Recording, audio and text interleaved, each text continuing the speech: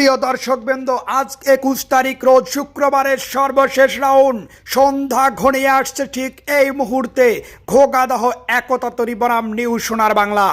New সোনার বাংলাকে প্রায় 100 ফিট পিছনে রেখে ঘোগাদহ একতা তরী এগিয়ে যাচ্ছে দুর্বার গতিতে।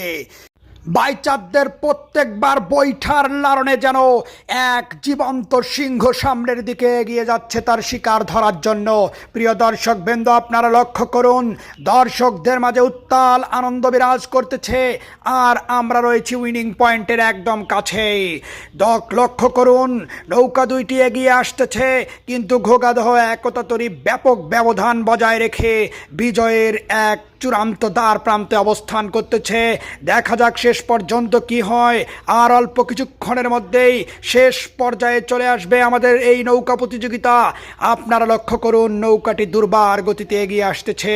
দর্শকদের উচ্ছ্বাস লক্ষ্য করা যাচ্ছে, দর্শকদের আনন্দ উচ্ছ্বাস আজ যেন নৌকা খেলাকে পরিপূর্ণ করে দিয়েছে। কানায় কানায় পরিপূর্ণ দর্শক মঞ্চ।